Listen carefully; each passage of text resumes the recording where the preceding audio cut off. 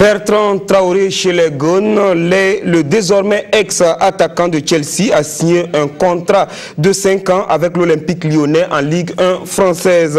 Le montant du contrat est de 10 millions d'euros, un nouveau challenge pour l'international burkinabé, ex-sociétaire de l'écurie des Blues, qui a fait forte sensation avec l'Ajax d'Amsterdam en première division néerlandaise. Des détails dans votre rubrique avec Echo des Pros avec Jean-Modeste Ouedraogo.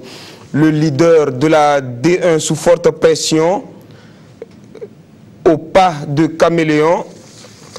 Okay, on y va avec le cyclisme. Le championnat national de cyclisme a couronné l'étudiant Mathias Sorgo, roi de la petite Reine au Faso, à la vitesse moyenne de 39 km/h. L'international cycliste de l'écurie AJCK a forcé le respect de ses concurrents de Kombisiri à Ouagadougou sur une distance de 161 km/100 pour succéder à Rasmane Ouedraogo au palmarès du championnat national. Des détails, vous en aurez avec nos reporters sur l'épreuve.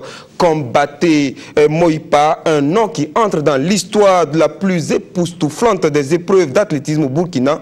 L'épervier togolais a survolé altitude Naouri 2017, brûlant la politesse au grandissime favori Binyam Getou, venu d'Éthiopie. La RTB a déployé l'artillerie lourde pour faire vivre de bout en bout la 9e édition de cette compétition atypique que vous pourrez revivre dans ce magazine.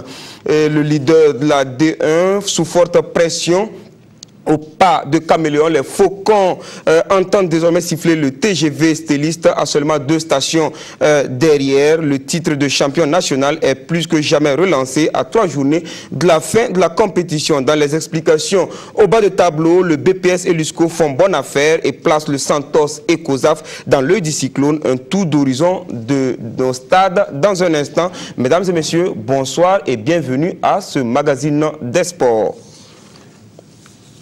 Et du cyclisme, pour commencer ce tour d'horizon de l'actualité sportive, Mathias Sorgo, champion national 2017, le sociétaire de l'AJCK a bouclé les 161 km/100 en 4 7 minutes et 30 secondes à la vitesse moyenne de 39 km/h.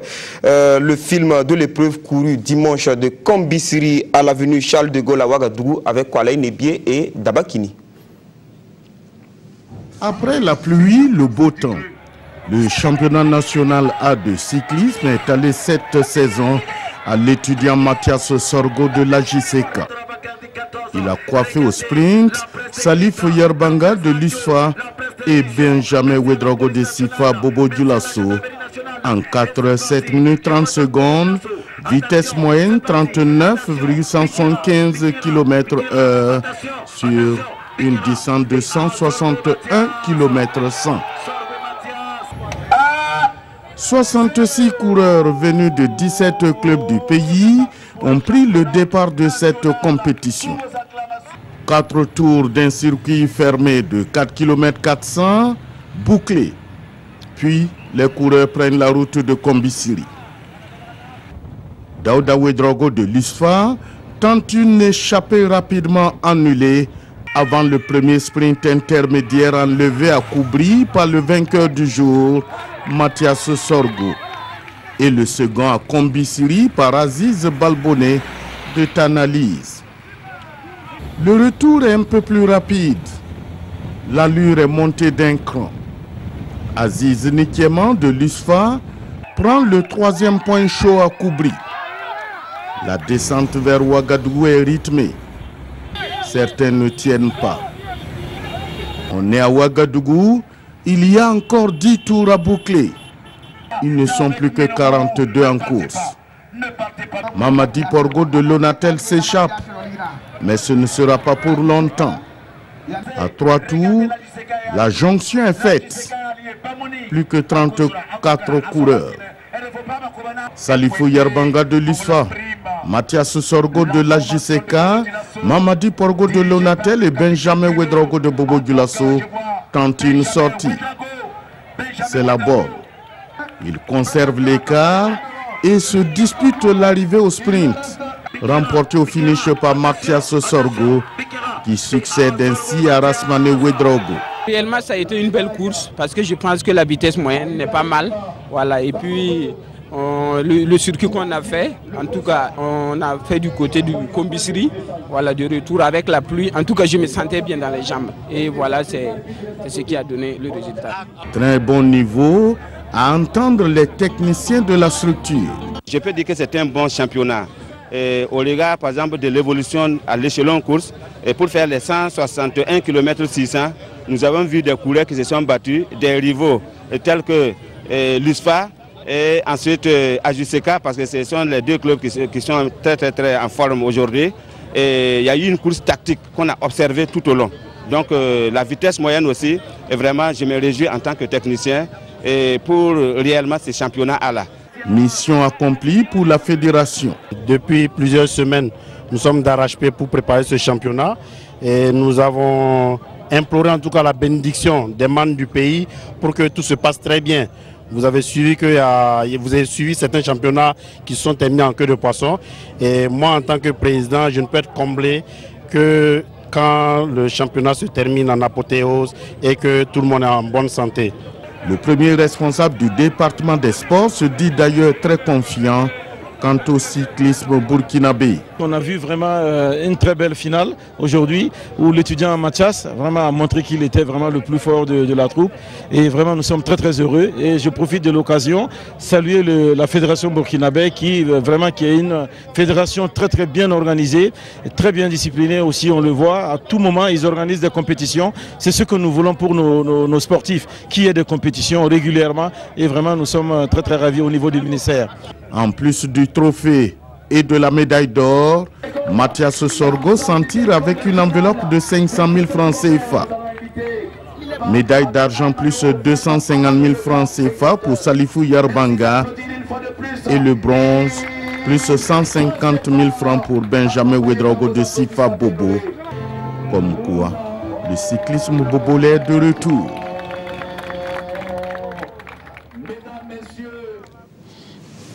Félicitations à Mathias Sorgo et aux autres lauréats. Altitude Naouri a encore tourné une page de son histoire, une page sur laquelle est inscrit en lettres d'or Combaté Moïpa, du nom du Togolais qui est allé plus haut, plus vite au sommet du pic du Naouri. Combaté Moïpa a déjoué les pronostics pour s'imposer en une 18 minutes 55 secondes. L'aspect compétition d'altitude Naouri avec Paul David Bambara, Konsoun Koulibaly et Kalfa Ouattara. Annoncé en grande pompe comme probable vainqueur d'altitude Naouri 2017, Mengiz Guetou n'a pas pu tenir son rang.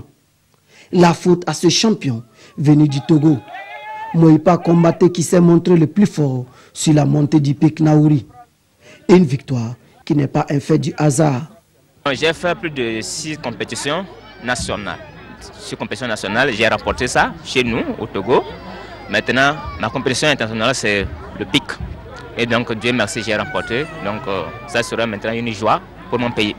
Sur les 251 personnes inscrites, 183 ont pris le départ à 8h55, dont 24 étrangers. Parmi les participants, un athlète de luxe, le diplomate américain. J'ai beaucoup de plaisir d'être accompagné par tous ces athlètes et aussi tous ceux qui partagent la joie de courir et la joie de participer. Le thème, il y a un thème entre le civisme, entre les militaires et la société civile. C'est un formidable thème qui nous lie tous pour le bonheur du pays et aussi tous ceux qui sont venus de loin dans la 9e édition de Altitude Naouri. Je dois vous dire qu'on peut aller plus vite et plus haut. Après 5 km, la course commence à faire ses effets. Une dizaine d'athlètes mènent la danse, parmi lesquels Mengiz Guetou de l'Éthiopie, Moïpa Combaté du Togo, Jean-François Dabiré du Burkina. À 10 km du sommet du pic, l'Éthiopien se détache et prend seul la tête de la course. Derrière, les Togolais s'organisent.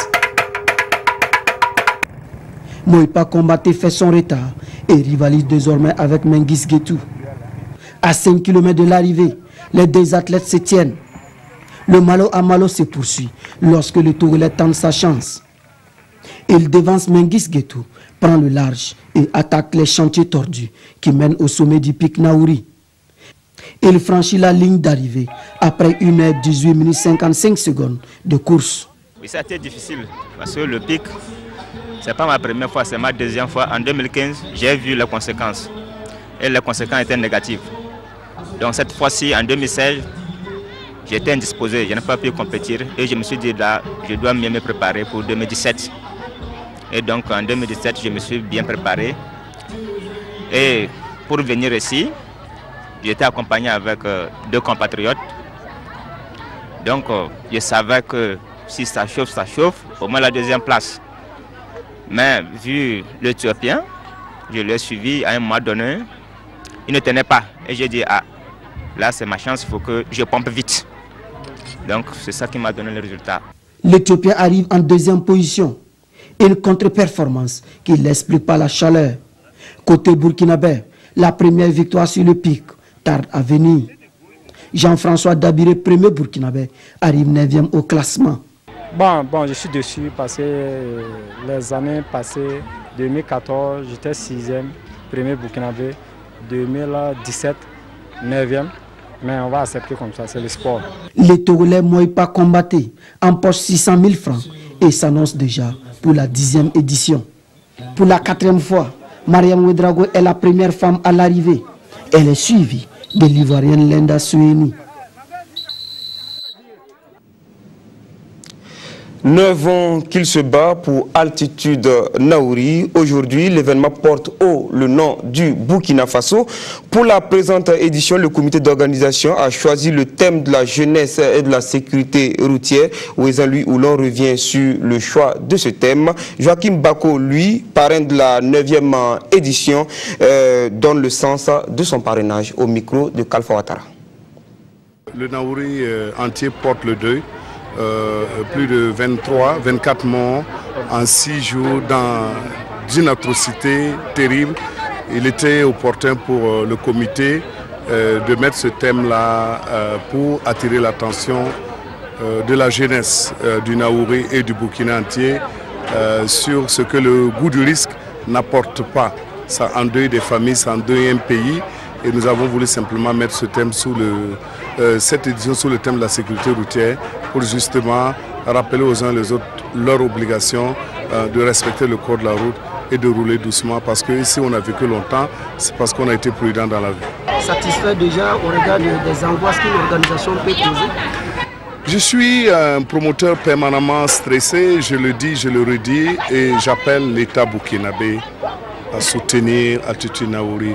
C'est une initiative privée, mais aujourd'hui, Altitude Naouri tombe dans le domaine de l'utilité publique. J'appelle les partenaires financiers et sponsors à saisir cette belle tribune pour encore plus de visibilité. Si des athlètes arrivent à me demander à augmenter le prix et ils vont payer leur billet d'avion, je pense que ça vaut la peine qu'on essaie. Et j'appelle simplement les donateurs à se joindre à nous.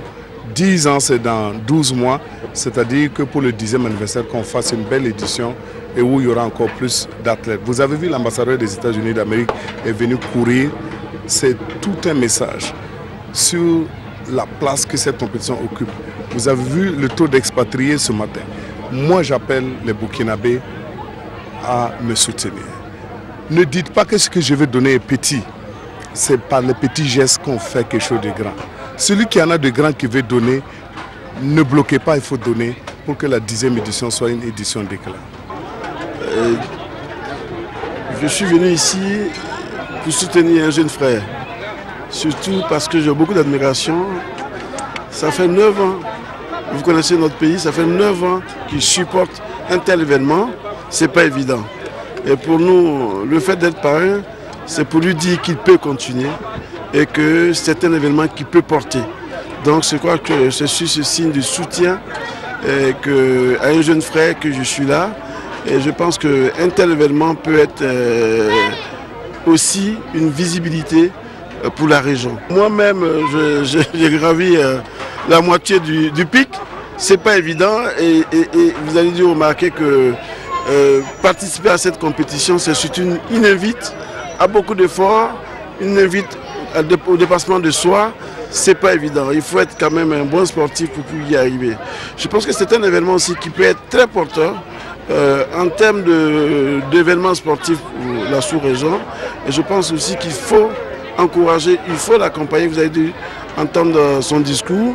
Il demande aux différentes personnes de venir à son soutien pour permettre à cet événement-là d'être un événement qui pourrait aussi, je veux dire, attirer du monde vers cette région. C'était donc des propos de Wezenlu Oulon, promoteur de Altitude Naouri, et de Joachim Baki, parrain de la 9e édition. Altitude Naouri, c'est la compétition, mais aussi le spectacle. Et les motards de la Cross Team Faso sont toujours au rendez-vous pour apporter leur dose de sensations à la fête. Sur les routes du Naouri, Michel Yanou et ses coéquipiers ont fait forte impression. Je vous propose de suivre quelques extraits.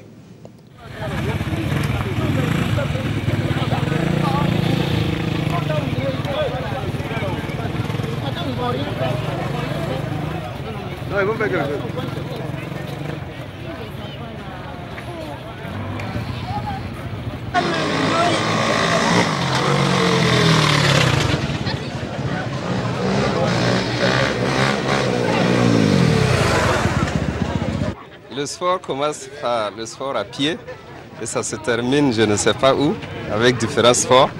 Mais pour nous c'est aussi toujours un plaisir d'être ici à Altitude Naouri et donner la joie à tous ceux qui se déplacent pour ça.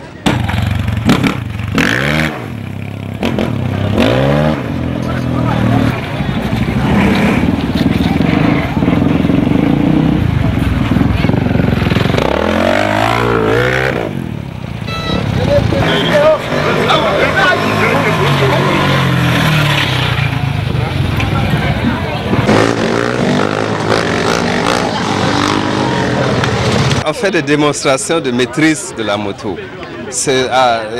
Les gens appellent communément des cascades, mais on ne fait pas des cascades.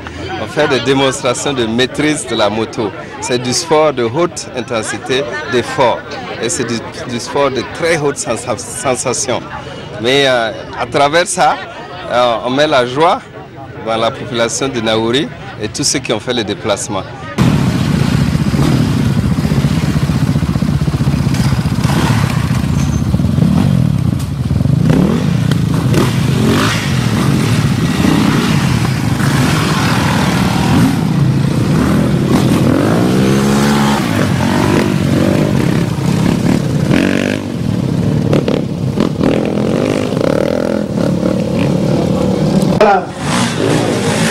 Là, ça c'est nous.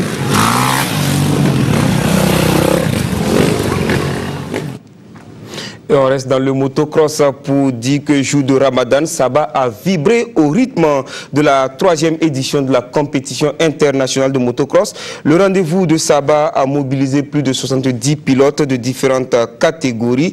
À Saba, comme à Pau, c'est le Togo qui s'est encore illustré avec le pilote Daryl Nouvi. Voyons cela en images et commentaires avec Issaka Ouedraogo et Bangba David Kafando. L'hymne du Togo pour saluer le sacre d'un épervier. Le pilote Daryl Nouvi remporte la 3e édition du championnat international de motocross de Samba. Les étalons n'ont pas démérité. Christian Garcia et Paul Balkouma occupent respectivement la 2e et la 3e place. Ils sont 14 pilotes venus de la Côte d'Ivoire, du Mali, du Sénégal, du Togo et du Burkina Faso à prendre part à ce jour de Ramadan à la fête de motocross de Samba. Les chances de médaille côté burkinabé reposent sur Kaboré Louis Germain Junior, Paul Balkouma et Christian Garcia. Le favori est le champion du Togo 2017, Daryl Nouvi. La compétition se déroule en 3 manches sur le nouveau circuit de Samba, une distance de 5 km à parcourir 10 fois. Le pilote togolais est redoutable et s'adjuge les 2 premières manches.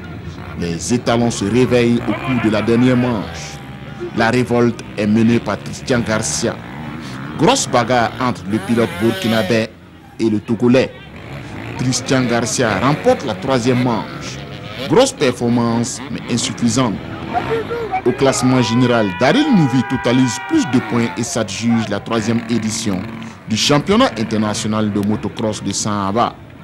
Christian Garcia est classé 2e Paul Balkouman 3e et Kaboré Louis Germain est 4e. J'ai vu que selon le résultat, même si je terminais 2e, j'allais gagner la course. Donc voilà, j'ai essayé de gérer la course et c'est ça, c'est l'expérience après qui fait la différence. C'était très compliqué. J'ai eu 2 tentatives pour passer. La première est passée, il est repassé devant.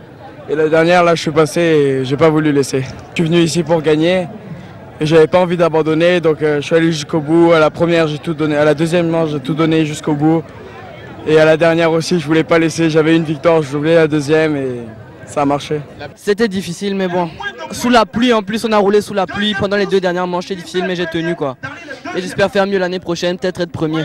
Je suis dans le cross, ça ne dépasse pas 2 ans et demi. Mais les autres, ils ont commencé à faire quand ils avaient 4 ans, 5 ans. Moi, j'ai commencé à faire ça il n'y a même pas 2 ans et demi. La relève burkinabé se porte bien. Les poulains de Stéphane Balkouman se sont bien comportés dans les petites catégories en s'imposant devant la Côte d'Ivoire et le Togo. Izidine Kanazoué est le champion national chez les juniors. Zizou Traoré, lui, s'impose chez les cadets. Ah ben les pilotes burkinabés, moi j'ai jamais eu aucun doute sur eux, hein. Ils sont bons. On va grandir, le Burkina va grandir dans la moto. Ah ben la relève elle est bien là, hein. On a vu en 65 et 85 cm3. Les jeunes ils sont là, ils en veulent. Ils ont du très beau style. C'est pas faire de la moto pour faire de la moto, ils ont de la technique, ils ont du style, ils sont très beaux à regarder. Et je pense qu'il y a beaucoup de petits jeunes qui vont nous surprendre dans l'avenir. La compétition en Force X a été dominée par Joël Tapsoba. Les lauréats dans chaque catégorie ont reçu un trophée et une médaille.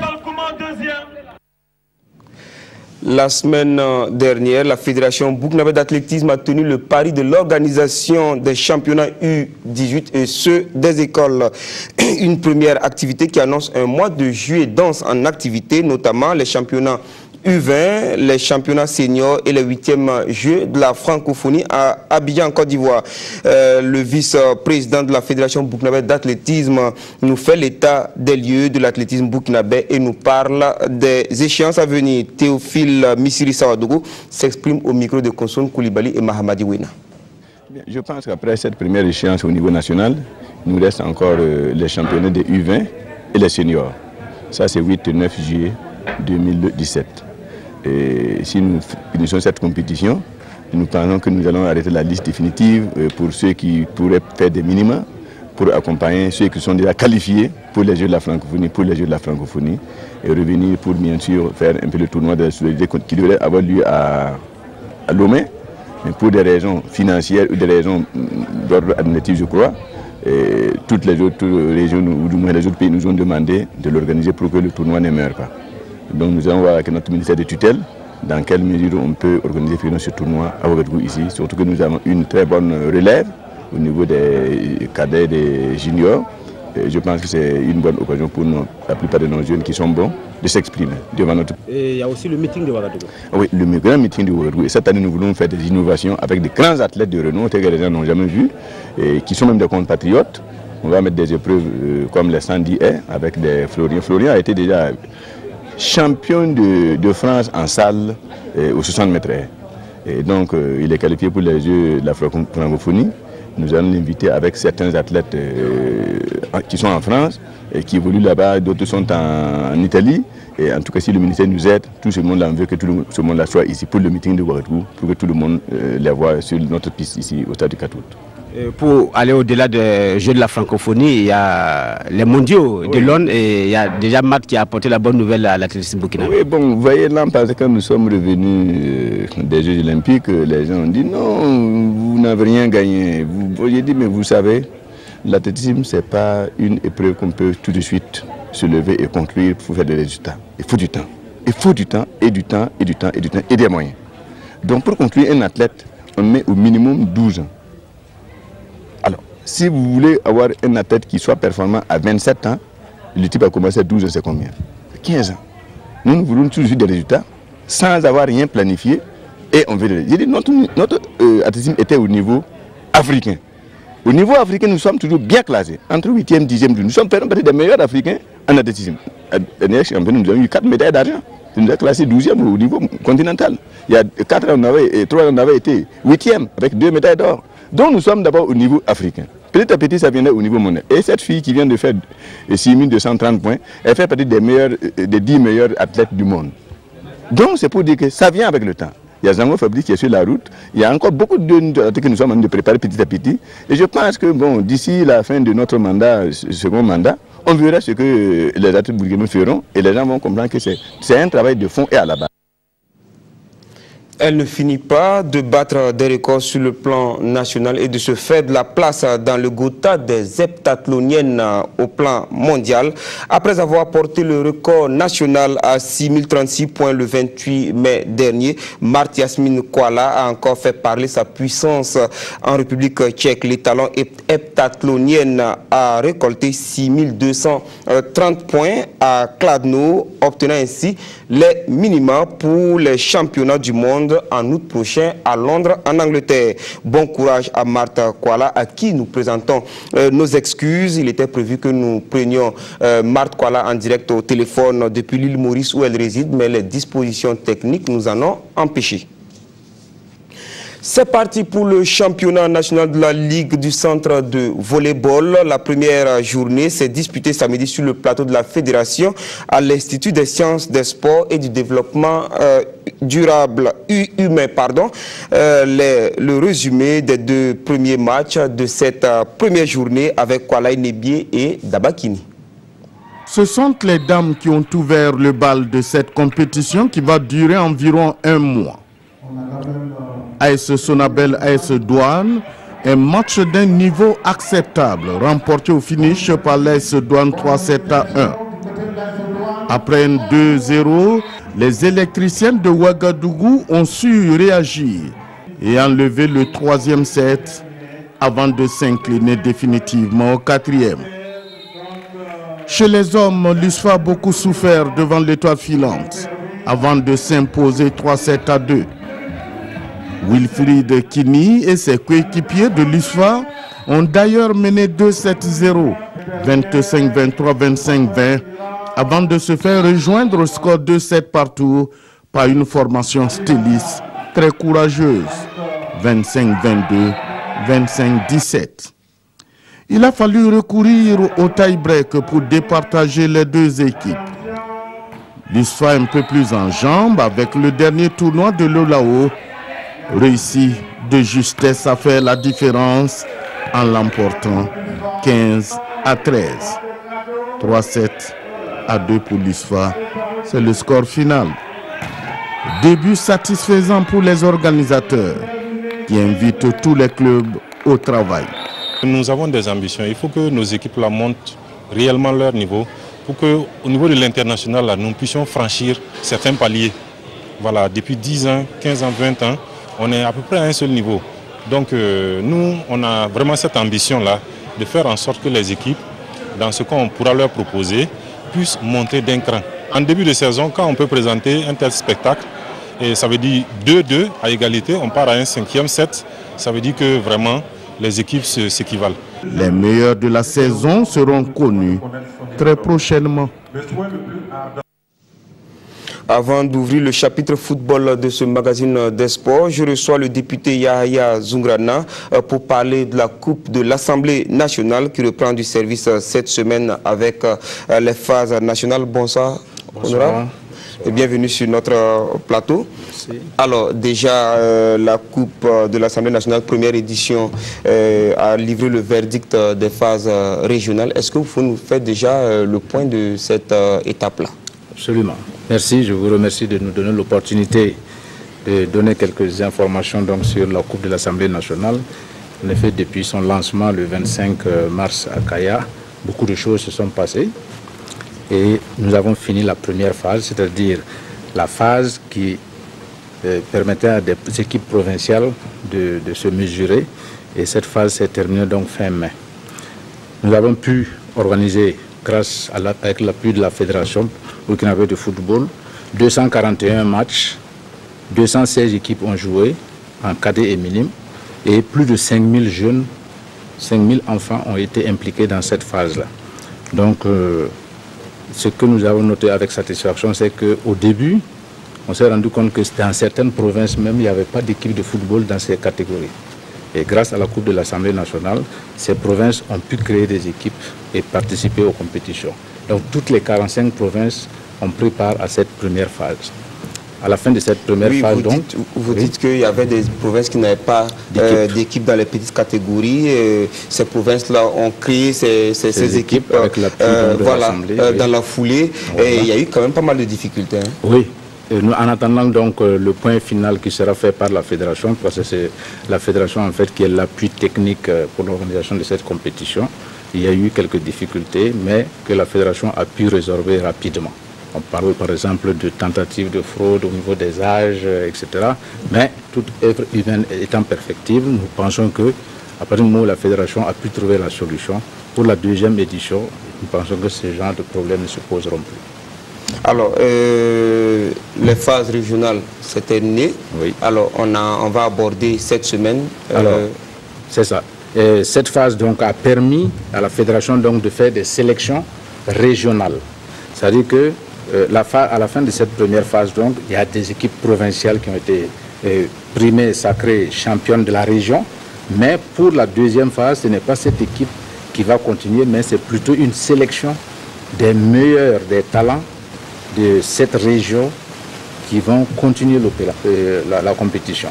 On peut avoir dans une province, dans une région donnée, une province peut avoir le meilleur gardien de but, mais pas le meilleur attaquant, pas le meilleur défenseur, etc. Donc c'est une équipe sélectionnée au niveau de toute la région qui va faire la deuxième phase qui démarre le 28.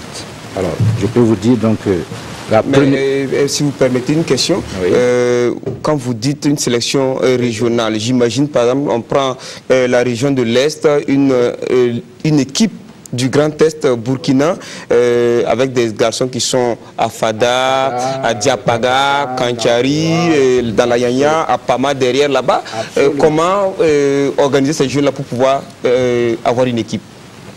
C'est ce que la fédération a réussi à faire. Toutes les 13 régions actuellement ont leur sélection régionale. Et pour ce qui concerne donc le regroupement, c'est des coûts et c'est pour ça que l'Assemblée nationale appuie la fédération. Le rôle de l'Assemblée nationale, c'est d'apporter les moyens. Et donc, de ce côté, les équipes régionales, les joueurs de la sélection régionale seront regroupés au fur et à mesure que les matchs auront lieu. Ou bien, les entraîneurs ont besoin d'eux pour faire des entraînements, ils sont regroupés pour faire les entraînements. Ouais. Alors, donc, la première journée commence donc le 28 juin.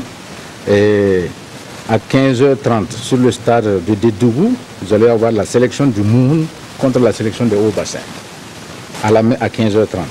Le même jour, à 15h, à la même heure, vous aurez au stade régional de Manga, la région du centre-sud contre la région du centre-est. Vous voyez. Le même jour, sur le stade de Douri, vous aurez la sélection de la région du Sahel contre la sélection régionale du plateau central. Et ainsi de suite. Au stade régional de Banfoura, la sélection des Cascades contre la sélection du sud-ouest. Et enfin, au stade régional de Koudougou, le centre-ouest, la sélection du centre-ouest contre la sélection du centre. Alors, ça c'est pour ce qui est de la première journée. Voilà. Et il y a 4 journées, je crois. Tout à fait. Et avec une finale qui est prévue. Qui est prévue se dérouler nationale à Bobo de la Chaux aux environs le 29 juillet. Alors, donc, tout est mis en œuvre pour que les choses se passent bien jusqu'à la finale. Absolument. Nous sommes, avec la fédération, donc nous sommes disposés à, j'allais dire, traiter toute difficulté qui surviendrait, mais avec l'expérience de la Fédération burkinabé de football et la Fédération de l'expérience sur la première phase de cette édition, nous pensons que la deuxième phase qui ne compte que 17 matchs, les choses seront beaucoup plus simples. Oui, mais quand on regarde une question rapidement pour terminer, oui. On a vu qu'en phase régionale, il y avait les minimes et les cadets, et en phase nationale, ça veut dire qu'il y a 2 sélections par région. Alors, il y a 2 sélections par région, mais la compétition se poursuit uniquement avec les cadets. Actuellement, vous avez une équipe régionale minime dans chaque région, la fédération les connaît, parce que l'objectif de la compétition, c'est la détection des talents. Parce que, au-delà de cette compétition, le ministère des Sports et la fédération ont du travail à faire, c'est le suivi de ces talents qui auront été détectés. Donc aujourd'hui, nous avons des équipes, des sélections régionales minimes et cadettes dans chaque région. Les cadettes, les minimes s'arrête pour cette édition. Mais les cadets continuent jusqu'à la phase finale au fin juillet à Bobo-Dioulasso. Merci, honorable, d'avoir répondu à toutes ces questions. Je rappelle que vous êtes le député Yahaya Zoungrana, par ailleurs président du comité d'organisation de la Coupe de l'Assemblée nationale, en abrégé CAN. Tout à fait, en abrégé CAN, et ça tombe bien. Merci beaucoup, merci d'être venu sur ce plateau. Merci. Vous restez avec nous pour la suite de ce magazine. Ramadan oblige, la 27e journée du championnat national de football de première division. C'est disputé vendredi et samedi. On commence le tour des stades par le derby de l'Ouest. Les Buffles de l'ASFB ont encore montré leur supériorité au Tigre de Diaradougou. Au match aller comme au retour, l'ASFB a battu sa rivale de tous les jours sur le score de 2-1. Vous avez suivi ce duel en direct sur nos antennes et nos correspondants de Bobo, Bilidou Zobazongo et Jonas Apollinaire Kafando vous proposent d'en revivre les temps forts. L'opposition ASFB-RCB s'est toujours jouée dans un contexte particulier. Rivalité oblige. Un air de revanche semblait souffler ce samedi au Stade Obi, car après sa défaite du match aller, le Racing Club avait visiblement à cœur de se refaire le moral face à son meilleur ennemi. C'est donc le pied au plancher que les Tigres vont entamer cette rencontre en multipliant les offensives.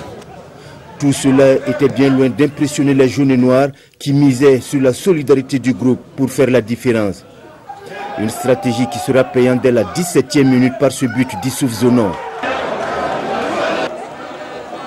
Visiblement plus de coups par cette ouverture du score, le RCB tente de lever son niveau de jeu dans l'espoir d'égaliser.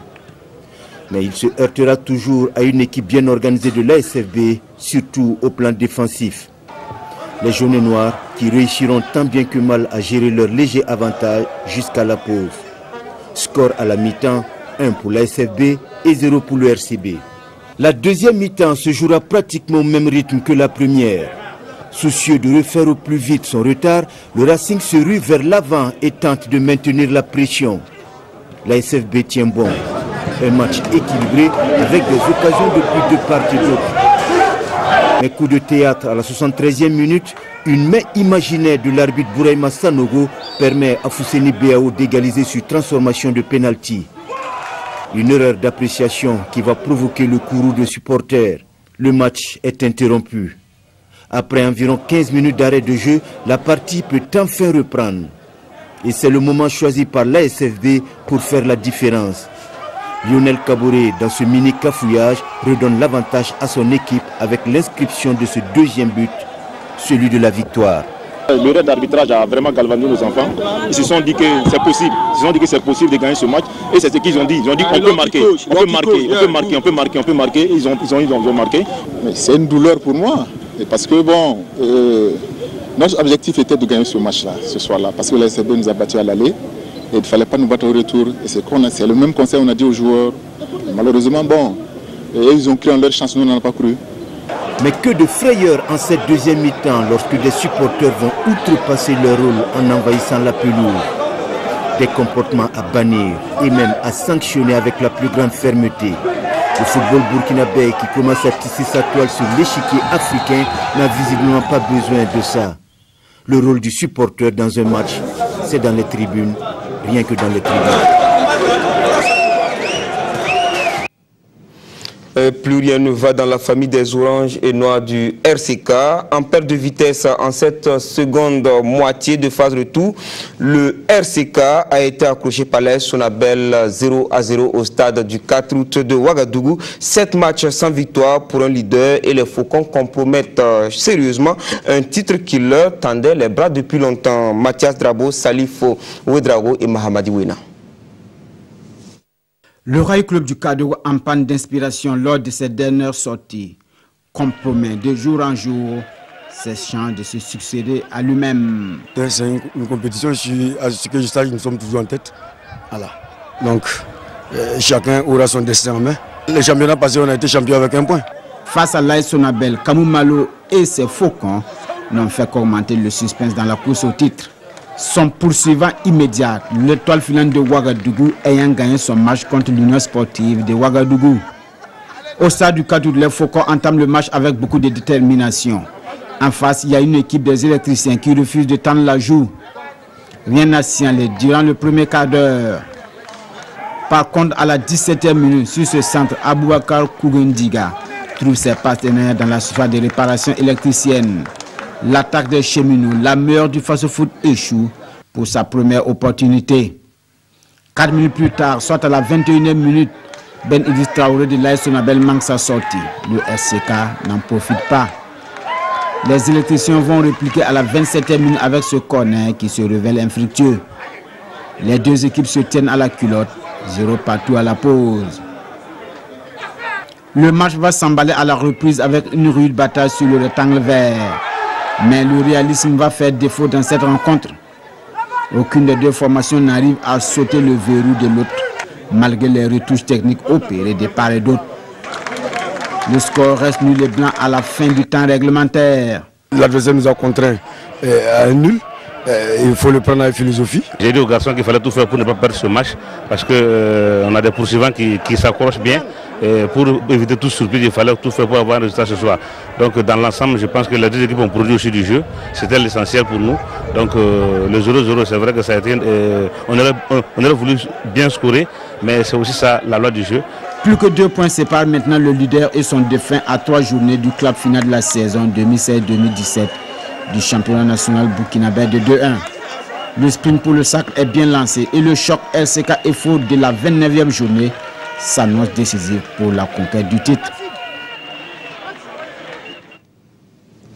12e victoire pour Mousso Ouedraogo et l'USFA et 12e but pour son artificier Maison Salam Kagambega face à l'AS Police. L'US Forces Armées a infligé à l'AS Police sa plus lourde défaite de la saison, 3-0. On reste avec le trio Mathias Drabo, Salifou Ouedraogo et Mahamadi Wena. En cette soirée du 24 juin, Mousso Ouedraogo et ses hommes ont marché sur Dirsa Congo et ses policiers, inhabituellement orphelins de leur 12e homme dans l'angle du stade du 4 août. Ce fut en tout cas un match ouvert et bien disputé pour le bonheur des quelques inconditionnels du foot présent au stade. Dès la 9e minute, Abdul Salam Kagambega donne le ton de cette confrontation militaro-policière à travers cet enchaînement. Les policiers se repositionnent pour équilibrer le match. Ils seront cueillis à froid à la 28e minute par Draman Salou qui a hérité d'une balle de Arnaud Bambara.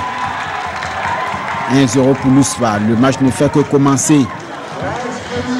Les garçons de Mourinho veulent coûte que coûte laver l'affront du week-end dernier à Bobo.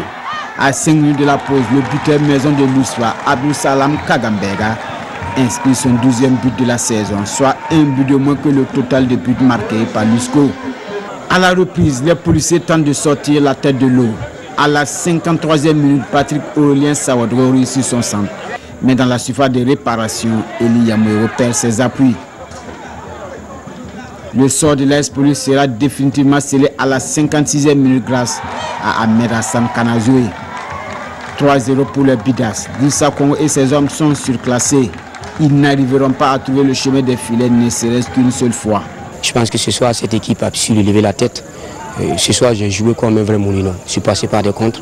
J'ai inversé ma façon de jouer. J'ai joué haut. Mais je dis ce soir, j'ai décidé de laisser la balle à l'adversaire et passer par des contres. Ça m'a souri. Mais dans ce dispositif, il faut avoir des gens réellement appliqués et techniquement pour faire le lancer des balles. Et je pense que les consignes ont été respectées. 3-0. C'est bien. Le score, c'est vrai, c'est 3-0, mais c'est le réalisme qui a payé. Donc on aurait dû aussi marquer pour revenir au score. Mais hélas, le football, c'est comme ça. Mais je pense que le score ne va jamais entamer notre morale. L'USFA, ancien sa 12e victoire de la saison, reste 3e en gardant un point d'avance sur le Raimo FC, qui a aussi cartonné le Santos par le score de 4-1.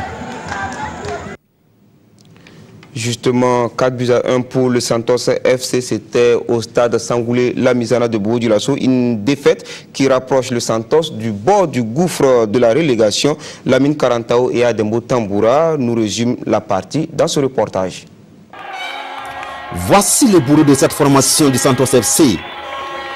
Franck Soudine Traoré, auteur d'un doublé dans ce match. C'est une sensation que je n'ai jamais ressentie en première division, mais on va mettre l'accent sur le travail collectif. C'est un travail qui a été abattu durant toute la semaine et aujourd'hui ça a été comme un devoir et on a accompli ce devoir. Franck Soudine Traoré, meilleur buteur d'un tournoi international avec sans doute son futur club, l'Ajax d'Amsterdam. Ça a été abordable, on a terminé 3e et j'ai eu ce prix de meilleur buteur. De retour au Faso et dans cette rencontre à sens unique, Franck Soudine Traoré ne tarde pas à se mettre en évidence. Deuxième minute, sur cette frappe de Richmond Kwame, Seny Ouedraogo repousse dans les pieds de son coéquipier Siri Compaoré. Autogol sous la menace de Franck Soudine Traoré. 1-0. Le feu follet de Raimo FC revient à la charge un quart d'heure plus tard. Le doublé. Puis 3-0 à la conclusion de cette action rondement menée par Moussa Diop et Adama Barrow.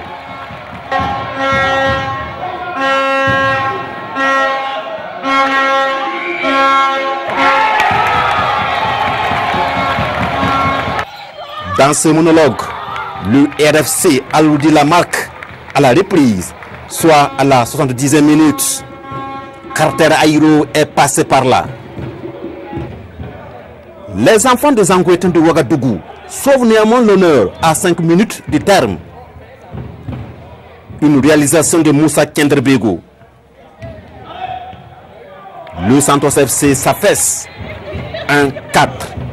Très lourd parce que aujourd'hui le Santos devait jouer vraiment le maintien comme je l'ai dit et pardon aussi 4-1. Je pense que c'est très lourd et je félicite vraiment l'adversaire qui menait déjà 4-0, qui continuait à pousser. C'est ça qui nous a vraiment causé beaucoup de problèmes. C'est rare que je vois une équipe au Burkina qui mène 2-3-4-0 et qui continue de pousser, qui avait toujours envie de marquer. Et je dis bravo pour le Raimo FC. Balade de santé en revanche de Raimo FC. Une nouvelle victoire qui consolide les ambitions du club. J'ai toujours dit que nous jouons le haut du tableau. En jouant le haut du tableau, on cherche à se maintenir. Nous n'allons pas jouer derrière, chercher à se maintenir. Et le maître mot, c'est ça. Chercher toujours à jouer le haut du tableau, se maintenir en première division. Le Raimo FC, dans ce match, n'a pas eu de répondant. Peut-être que la prochaine sortie face à l'AGEB donnerait plus de piquant. Des sensations. Il devrait aussi en avoir au cours de l'opposition Santos FC, Isco au bas du tableau. Et pour cette 27e journée, un duel explosif au bas du tableau, justement, il y a des mots tamboura entre le BPS 14e et COSAF 15e au coup d'envoi au stade Batibo Balibié de Koudougou. Une confrontation qui a souri aux Grenouilles Bleues qui ont enfoncé COSAF sur le score d'1-0. Souleymane Sanou et Mahamadi Wena. Ce but de Ernest Ouedraogo à la 60e minute libère non seulement le public du stade Balibié de Koudougou, mais aussi permet au BPS de croire davantage au maintien. Le maintien qui était l'enjeu de ce match entre le BPS 14e avec 24 points et le COSAF 15e avec 23 points. C'est donc un duel sans merci qui s'annonçait entre ces deux équipes séparées par seulement un petit point dans cette course au maintien. Au coup d'envoi de la baie centrale Seydou Belem, le BPS est le premier à l'allumage. Dès la deuxième minute, Ernest Ouedraogo d'une frappe lourde oblige Papou Koudankou à se déployer pour éviter un but matinal. Un avertissement que le COSAF prend au sérieux. Les poulains de Mounikwana sont d'attaque à la 5e minute, mais ne concrétisent pas. Le match est très engagé, mais pas de véritable occasion de but par la suite, en dehors de cette action de la 38e minute. Océane de Rodez se cloue dans la surface de réparation du BPS. Seydou Belem, la baie centrale ne bronche pas. Le BPS et le COSAF se quittent sur ce score de 0 partout à la fin des 45 premières minutes. À la reprise, le BPS se fait peur sur cette sortie hasardeuse de son gardien de but. 60e minute, le BPS saute le verrou adverse sur ce coup de pied arrêté repris imparablement par Ernest Ouedraogo. Dans la foulée, le BPS sur cette occasion à la 75e minute n'est pas loin de faire le break. En face, on ne désarme pas non plus. À la 77e minute, les Rouges et Or réclament un pénalty sur cette main d'un défenseur du BPS. Une fois de plus, Seydou Belem laisse le jeu se poursuivre. Au coup de sifflet final, le BPS s'impose 1-0 et se reprend après sa défaite le week-end dernier devant le Faux. Une victoire difficile. On s'attendait à ce genre de match, surtout que COSAF n'est pas bien placé. Et nous aussi, on venait d'une défaite. Alors vraiment, c'était un match difficile. Mais une fois de plus, on rend grâce à Dieu, grâce aux efforts des jeunes. Voilà, et on a les 3 points vraiment importants pour le chemin vers le maintien. Un match au cours duquel le COSAF s'est senti floué par l'AB Central sur ces 2 actions de jeu. N'empêche, Mouni Kwanda espère toujours. Une défaite qui fait très mal, mais on est obligé d'accepter. C'est le football. Il faut qu'on accepte. Bravo à BPS qui a cru, qui a joué, ses chances et qui a pu profiter de la naïveté au niveau de la défense, mauvaise concentration, mauvais placement de la défense pour marquer. C'est comme ça le football. Il faut qu'on accepte. Bravo à BPS. Et nous, on va continuer à travailler. Il nous reste 3 matchs. On va continuer à travailler pour voir la suite. Le COSAF redevient l'antenne rouge et à 3 journées de la fin, se maintenir pour COSAF sera de l'exploit. Pendant ce temps, le BPS avec cette victoire monte à la 13e place. Et justement, c'est l'USCO qui n'est plus l'antenne rouge du championnat. Les unionistes de Banfora ont engrangé 3 précieux points face à la GEP sur le score de 2-0. Cette victoire fait renaître les mains espoirs de sauvetage du navire du commandant Hubert Zougbo, Drissa Traoré et Issouf Zerbo. La GEP, souvent tombée des grands, est tombée ce soir à Banfora. L'USCO quitte ainsi la dernière place du championnat et garde une chance de se maintenir. Mes enfants ont écouté les consignes. Ils ont mis ça en application. Prochainement, on va doubler. Je suis serein. J'ai foi que je vais remonter. L'entraîneur Zougbo peut encore y croire au regard de la production d'ensemble de ses poulains. Dès le coup d'envoi, l'USCO va à l'abordage. Cette stratégie empêche la GEP de dérouler son jeu. La seule occasion de visiter dans ces matchs intervient à la 20e minute. Le gardien Issouf Yao fait échec à Ilias Sawadogo. Dans la foulée, l'USCO contre-attaque. Oumar Drabo à la finition ouvre le score. La GEP ne réagit pas. Au contraire, c'est l'USCO qui en profite. À la 42e minute, le feu follet Claver Tchendrebego est fauché dans la surface de réparation adverse. Maker Ebié exécute la sentence et prend le gardien à contre-pied. 2-0 pour l'USCO à la mi-temps. À la reprise, c'est encore l'USCO qui dirige les opérations. À la 54e minute, le gardien Abouaka Nyanou évite la correctionnelle à son équipe. La GEP semble abdiquer. Les 22 acteurs ne montrent plus rien au public. Nous sommes venus avec une équipe diminuée. C'était une défense inédite ce soir. Seul le latéral gauche est titulaire, sinon les gardiens de but plus les 3 là sont des remplaçants. Donc, suite à des blessures et à des cartons aussi, donc on était obligé de faire avec. Et moi je pense que c'est un championnat, c'est-à-dire tous les jours ne sont pas roses. Il faut tirer les enseignements de cette défaite pour préparer les 3 prochains matchs. Au prochain match, l'USCO croise son poursuivant immédiat, les Santos à Ouagadougou. 1 point sépare les 2 équipes. Dans les 2 autres rencontres de cette 27e journée, l'ASFA Yenega se donne une bouffée d'oxygène en pulvérisant Majestic 4-0. Et sur le terrain, l'EFO a battu l'USO 2-1. Alors, classement à l'issue de cette 27e journée sous réserve de confirmation de la Ligue de football professionnel. Fragile leader le RCK avec 52 points plus 19. L'Étoile filante de Ouagadougou bouscule avec 50 points plus 13. L'USFA est 3e, 45 points plus 13.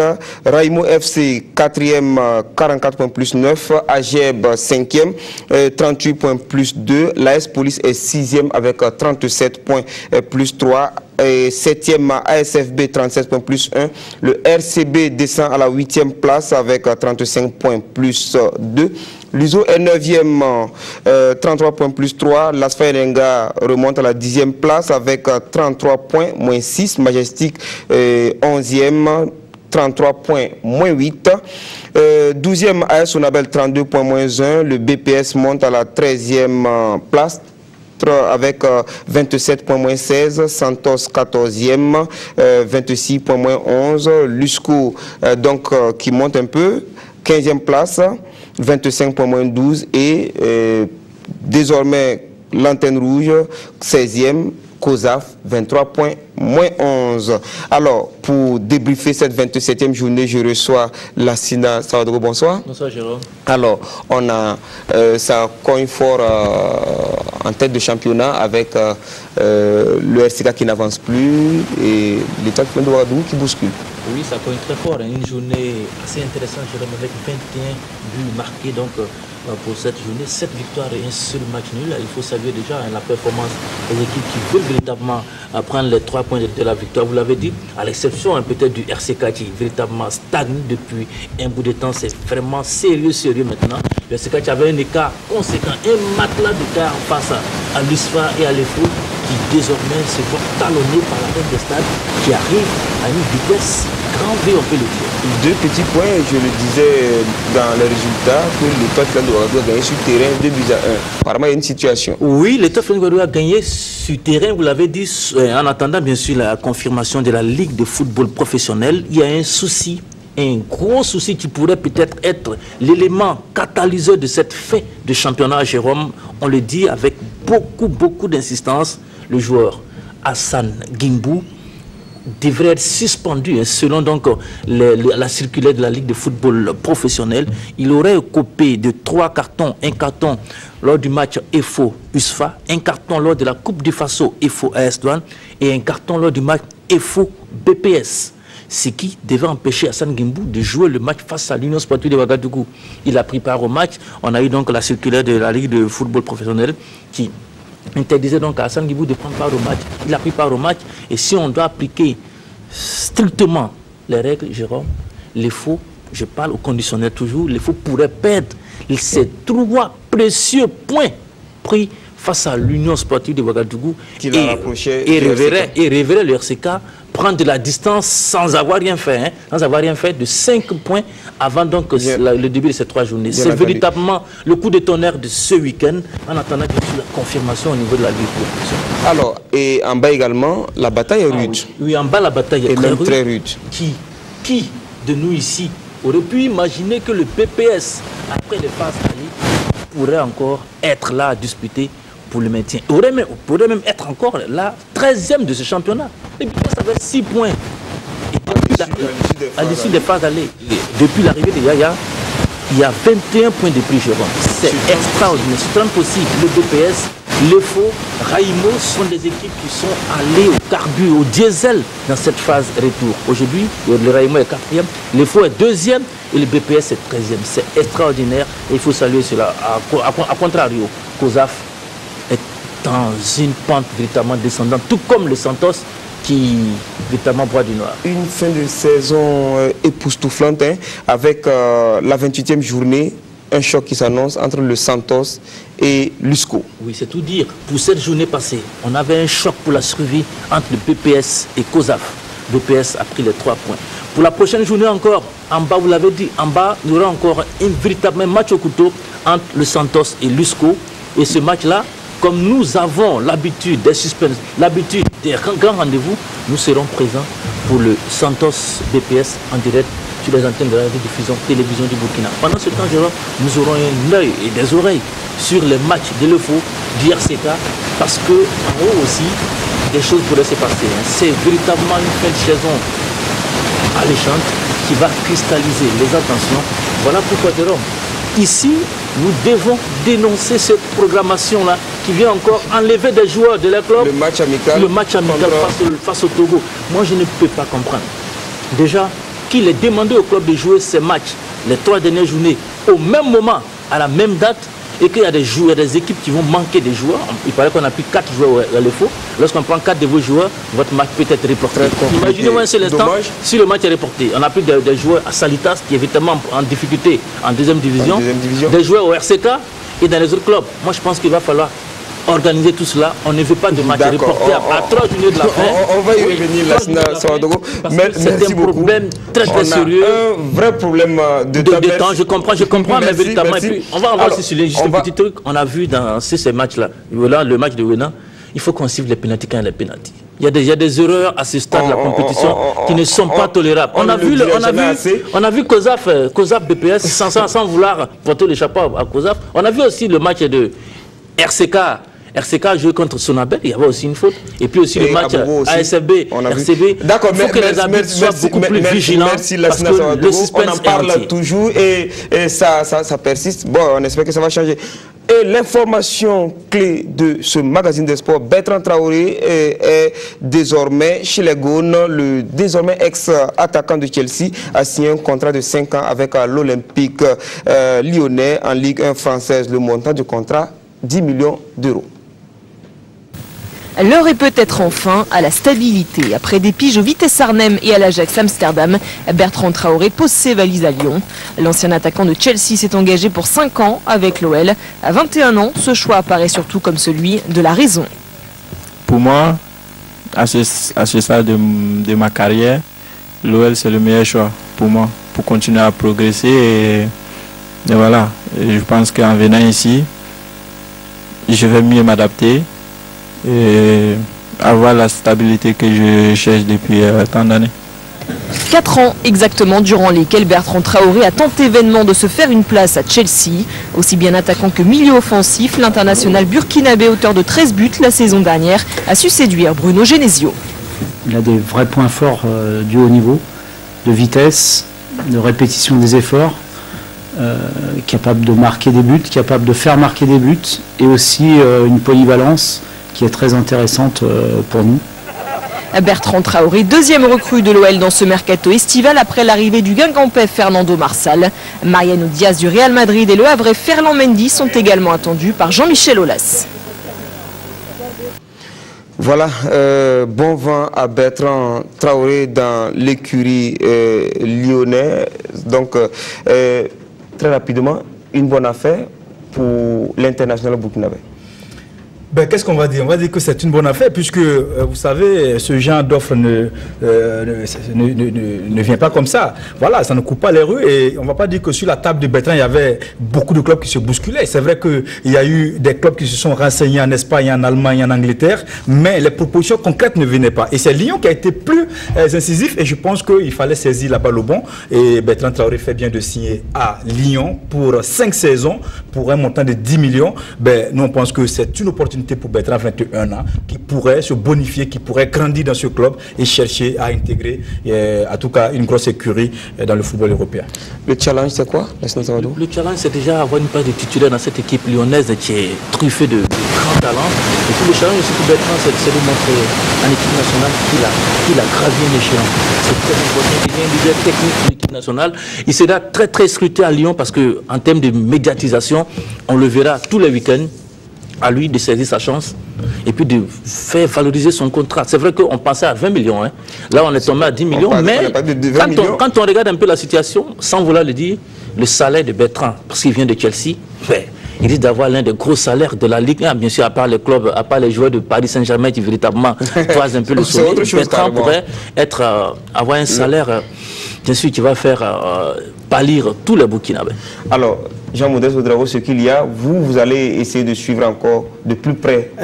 Bien sûr, parce que les 10 millions, il faut quand même rappeler qu'il y a 15% des 10 millions qui seront versés à Chelsea au cas où Bertrand arriverait à confirmer tout le talent dont on pense de lui. Donc cela voudrait dire que les 10 millions c'est cash, mais après il pourra avoir des bonus. Voilà. Et puis il faut saluer aussi la GEB qui devrait aussi engranger. Pour certains médias qui disent que Bertrand a été formé à Auxerre. Oui, on a tout Pas du tout, il n'a pas été formé à Auxerre. De temps en temps, il partait voir son frère Alain Traoré lorsqu'il était là-bas. Il s'entraînait souvent avec l'équipe d'Auxerre. Et peut-être aussi, voilà, César, c'est qu'il y a César, cette polémique qu'il y a eu au moment où Bertrand quittait Ouagadougou avec, avec le ministre Jean-Pierre Palme. Peut-être qu'il a eu raison. Bertrand était vraiment à Chelsea. Aujourd'hui, la concrétisation de ces efforts-là récompensés aujourd'hui. Alors, en tout cas, on va essayer d'avoir très bientôt Bertrand Traoré pour nos téléspectateurs. Merci à vous d'être venus sur ce plateau. Pas de course, hein. Pas de course, bien sûr. À Bérégadougou, dans la Comoé, un groupe de personnes à la retraite convaincus que le sport maintient l'organisme, s'adonne à la pratique du sport. Donc, Drissa Traoré et Youssouf Zerbo sont allés voir la pratique du sport par l'amicale sportif des personnes âgées. Reportage. Jean-Paul Kinda, 68 ans. Djulur Diallo, 70 ans. Bakary Traoré, 62 ans. Ils font partie d'une cinquantaine de retraités, pour la plupart de la SL Sosico, à pratiquer le sport. Les papis mouillent les maillots pour se maintenir dans une ambiance bon enfant.